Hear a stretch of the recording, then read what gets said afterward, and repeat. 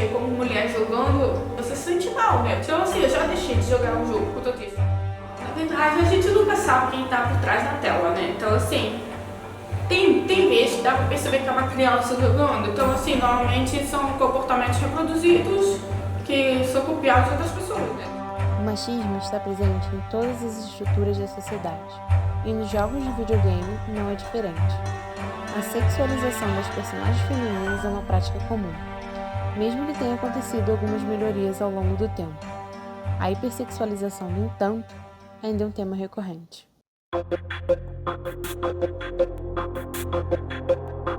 Os jogos que são feitos por japoneses, normalmente são jogos que são mais absurdos, porque realmente tem o físico que é muito exagerado. Então é bem desconfortável, porque às vezes eu quero jogar com um personagem feminina, que achei bonito, achei um kit de habilidades dela bonito, e eu não consigo jogar pelo fato do simples passo que ela dá no jogo. Pra falar a verdade, eu meio que não consigo perceber a mudança, porque assim, depende da empresa para empresa. Então tem empresa que não liga pra isso, tipo, faz as personagens direitinho, como elas têm que ser, normais, né? Com a aparência normal, com roupas decentes, não aqueles top, biquíni ou cropped, sei lá, enfim. E tem empresas que só quer, tipo, objetificar as mulheres no sentido sexual pra, tipo, pro prazer dos homens, entendeu? Que é, assim, pelo que eu vejo, a maioria de empresas japonesas. Os japoneses realmente eles têm uma coisa de fazer toda personagem mais sexualizada, não só no jogo como na própria animação, mas jogos tipo LoL, Overwatch, Valorant também eles são muito sexualizados. Eles são de uma maioria masculina, apesar de ter muita jogadora feminina. Diversos jogos promovem a sexualização das personagens femininas, sendo alguns exemplos mais extremos do que os outros. Um exemplo claro é o caso de Resident Evil 4, onde as personagens femininas, incluindo até mesmo menores de idade, são representadas de maneira sexualizada, beirando a pedofilia. O jogo original ele era quase que uma comédia, era como se fosse uma piadinha. Então tem muito aspecto ali que tipo, é só de alívio cômico e tal, mas tem partes que são bizarras. Por exemplo, tem um personagem lá que ele vira e fala, olha pra Ashley, e vira e fala, belo par de torpedos. Que é pros peitos dela. Ela fica constrangida no jogo. O 4, ele foi criado baseado aqueles filmes de ação de Hollywood, mas aqueles filmes de ação que, assim, que não são tão sérios, são mais pastelões. Tanto que assim, o próprio personagem protagonista, o Leon, ele faz muita piada que você fica tipo, cara, piada não. Mas é muita piada pastelão. Só que assim, isso não justifica a sexualização de uma adolescente que é a Ashley, que é quem o Leon justamente vai salvar no jogo. Mas assim, ele tem uma parte assim, né? Uma parte não, você pode fazer isso em qualquer momento do jogo.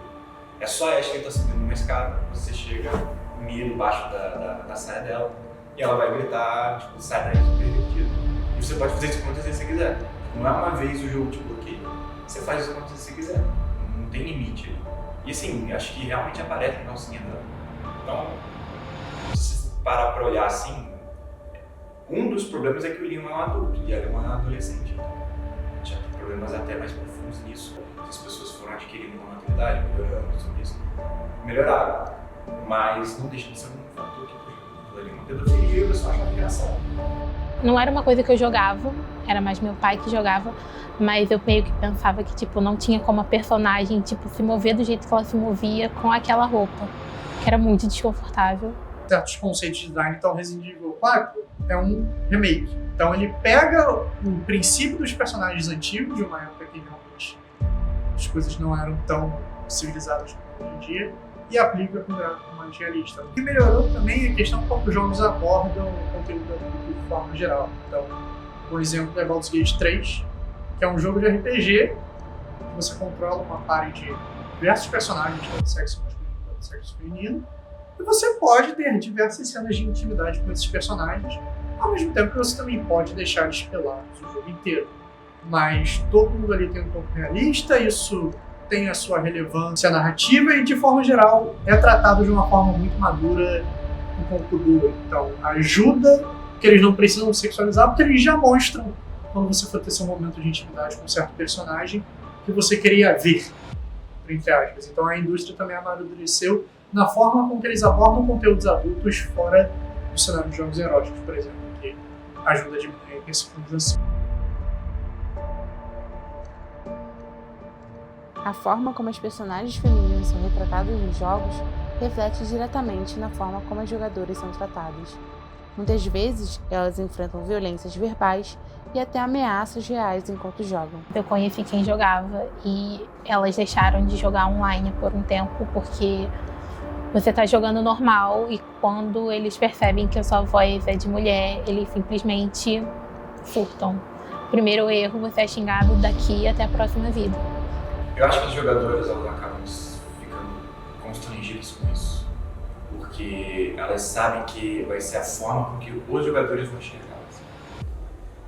Tipo assim, se tem homens jogando, por exemplo, CS, Counter-Strike, e eles sabem que só tem homem no lobby, eles vão falar besteira, vão ficar xingando um ao outro, não sei o quê.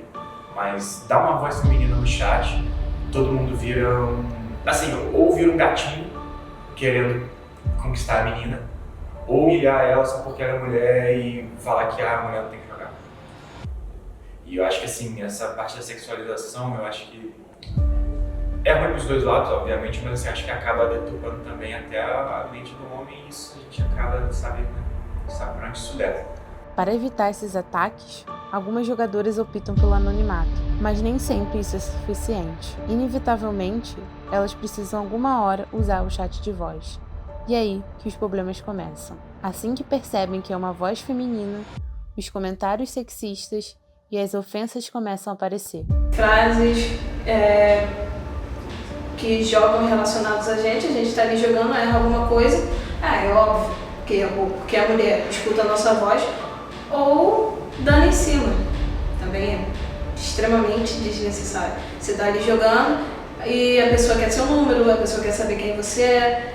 Eu parei de entrar com o meu nome verdadeiro, comecei a falar menos, porque acaba encontrando, né? Tá o meu nome ali e depois vai na internet e consegue encontrar. E em relação às jogadoras, também ficam falando do corpo das próprias meninas que jogam porque acham no Instagram e ficam soltando as frases bem desnecessárias. Todas essas questões levam muitas mulheres a se sentirem desconfortáveis e, eventualmente, a desistirem de jogar. Já deixei de jogar bastante. O único que eu jogava, porque eu realmente gostava muito, era a Lara Croft, mas mesmo a Lara, em alguns momentos, era muito sexualizada. Mas eu deixei de jogar muito jogo de franquia por causa disso. Nunca joguei Resident Evil, nunca joguei nenhum do Batman também, porque me incomodava. A Liga da Justiça também. A maioria dos jogos que são destinados a um público mais masculino, eu nunca tive interesse em jogar, porque eu sabia que isso ia me incomodar em algum momento. A indústria de games ainda é dominada por homens, tanto nos cargos de desenvolvimento quanto no público, criando um ambiente hostil para as mulheres e tendo um olhar estereotipado e sexualizado. É o que vende ainda, é o que mais vende. E mesmo que você tenha toda uma história por trás da personagem, todo um contexto por trás dela, ela não é tão comercializada se você não expor ela de alguma forma ou quebrar alguma parte do contexto dela para que ela seja vista como mais, não desejável, mas alcançável. Simplesmente, beleza, vende. Nos jogos, isso é facilitado pelo fato que a interação que você tem com personagens femininos é muito maior do que você tem num livro ou num filme. Você pode interagir com aquele personagem ou você pode ser aquele personagem. Então, os desenvolvedores simplesmente colocam o que eles quiserem para você fazer com aquele personagem.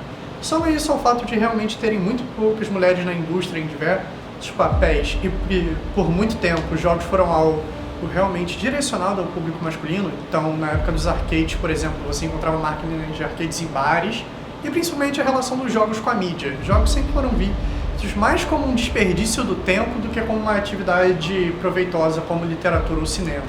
Então, se a mídia já tem algum preconceito em relação aos jogos e o mercado é feito por homens para homens, acaba que você não tem como escapar da hipersexualização de personagens femininas, porque antigamente não tinha ninguém para criticar esse tipo de atitude. E vendia, né? As personagens femininas muitas vezes são retratadas com roupas curtas e coladas, mesmo em ambientes frios. que não faz sentido e nem completam a narrativa de jogabilidade. Eu acho que isso é interessante. Mulheres que têm personalidade forte, têm uma história e ao mesmo tempo não são sexualizadas por roupas e tal. Então eu acho que é um exemplo muito válido de ser usado. Você fica tão cansada de ver personagens que durante anos foram vistas nessa posição de ter que ser resgatada. Você pode pegar a própria Princesa Zelda de A Lenda de Zelda, você pode pegar todos esses personagens, a Princesa Peach, todos os personagens que sim parecem estar numa sensação de que elas precisam ser resgatadas pelo personagem principal. Eu acho que isso é um pouco cansativo porque, poxa, parece que a personagem feminina sempre tem que ser resgatada, ela sempre tem alguma coisa que mesmo quando ela é uma mulher empoderada no jogo ou na história, ela sempre tem que estar vestida com certos tipos de roupa ou ter uma certa aparência. E eu acho que às vezes isso é um pouco chato para as pessoas, principalmente as mulheres que estão jogando, por não ter também uma questão de, como eu vou explicar, de diversidade mesmo, de diversidade de personalidade, diversidade de pessoas e formas de vestir no jogo.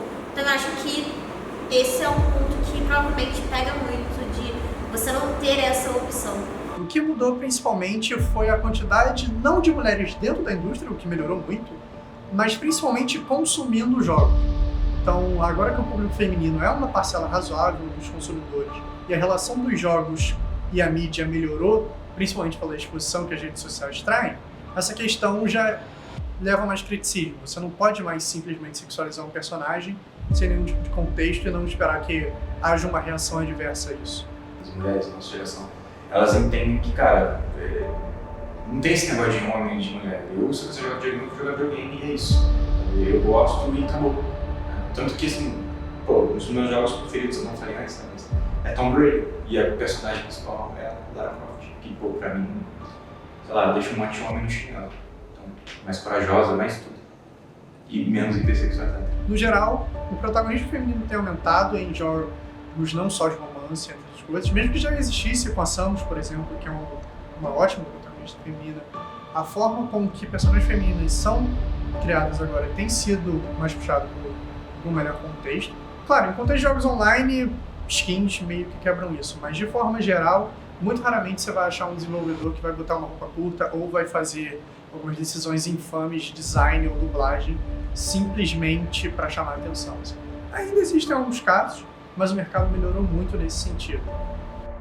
Isso de perspectiva de jogadora tem um impacto na sua carreira como designer? Tem, porque quero trabalhar nessa área que a gente faz o design dos personagens e eu já ouvi mais de uma vez que porque ela tá com tanta roupa assim, então ainda tem um efeito muito forte nisso. Muito explícito isso. Tipo, até tem uma entrevista de pessoas que trabalham nos jogos falando que conseguiram mudar essas coisas. Tem CEO sendo demitido por causa de assédio. Então, tipo, hoje em dia tá mudando muito. Então, tipo, o CEO de uma das maiores empresas de videogame foi demitido por causa de assédio dentro da empresa. Então, tipo, se tá conseguindo demitir CEO já é uma coisa importante. Porque essa galera que tá sustentando todo esse tipo de coisa dentro dos jogos. Então, acho que o problema é todo mundo. Quanto mais mulheres dentro desse mercado, melhor forma. A luta contra o machismo nos games ainda é longa, mas a cada dia mais mulheres estão se unindo para construir um futuro mais justo nesse universo. O game over para o machismo precisa estar próximo. Só porque a maior parte do público é homem, você tem que deixar um apelo sexual. Pra quê? A pessoa tem que jogar o jogo pelo que o jogo é, o jogo de luta. Não porque vai ter, sei lá, mulher feminina no jogo. Sempre vai ter um resquício, sempre vai ter, sei lá, 1% disso. Só que o problema é que esse 1% machuca muito. Então, assim, sempre vai ser algo que vai voltar e vai ser mal. Todas as mulheres precisam ter aquele corpo. Vamos fazer um ambiente, jogar um ambiente um pouco agradável, né?